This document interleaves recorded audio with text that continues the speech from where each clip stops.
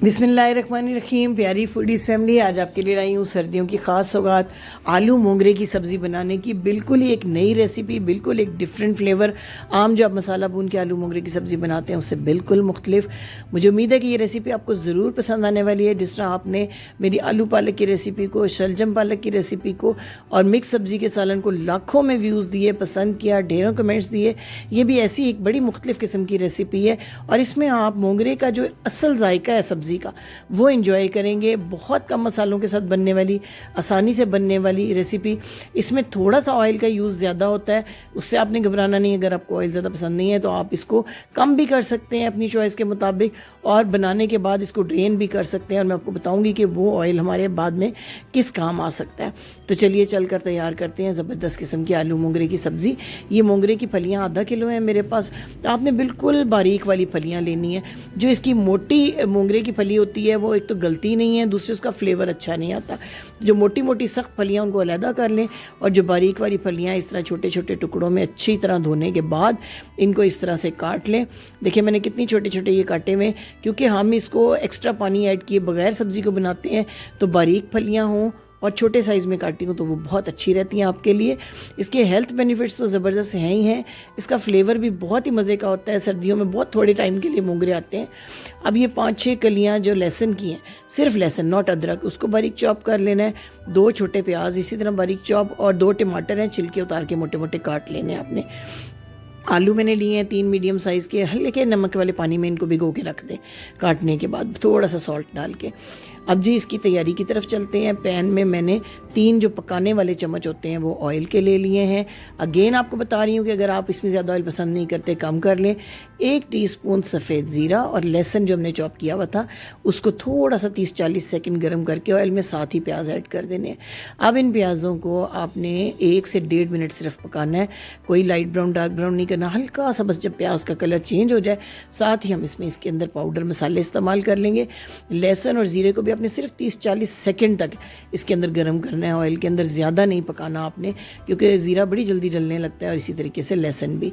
अब ऐड करते हैं पाउडर मसाले। 1 टीस्पून हम इसमें डालेंगे नमक का, 1 टीस्पून सुर्ख मिर्च का पाउडर, आधा टीस्पून इसमें डालेंगे हल्दी, और खुश्क धनिया का जो पाउडर है वो हमने थोड़ा सा ज़्यादा इसमें ऐड करना है, तकरीबन 1.5 टीस्पून। इससे बड़ा अच्छा इंशाल्लाह फ्लेवर आएगा इसमें।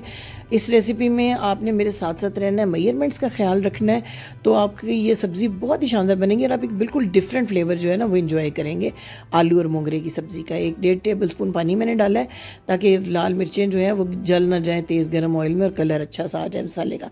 2-3 मिनट तक मसाले को भूनने के बाद जब इस तरह ऑयल ऊपर आ जाए बिल्कुल, तो फिर हम इसके अंदर ऐड कर देंगे आलू और मोंगरे। अब स्पेशल चीज़ जो आपने ख्याल रखना है ना वो ये है कि बिल्कुल एडिशनल पानी नहीं डालना इसमें। पहला 1 मिनट आपने ज़रा तेज़ आंच पे इनको मिक्स करना है। उसके बाद बिल्कुल आपने दम वाली आंच कर देनी है, और 12 से 15 मिनट तक दम वाली आंच पे इसको पकाना है।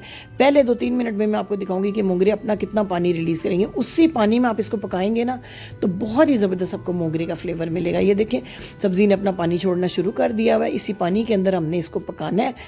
नमक ऐड करते हुए आपने बहुत ध्यान करना है, क्योंकि हमने हल्के नमकीन पानी में जो है ना आलूओं को रखा था, इसलिए नमक आपने एहतियात से इसमें डालना है। ये देखें दोबारा भी मैंने आपको चेक करवा दिया कितना पानी है। अब ये 12 मिनट के बाद आप देखें ज़रा, आलू भी फुल सॉफ्ट हो चुके हैं, बिल्कुल ऑयल ऊपर आ गया है, और मोंगरे भी बिल्कुल गल चुके हुए, नरम हो चुके हुए, कलर भी कितना प्यारा इनका हो गया हुआ है।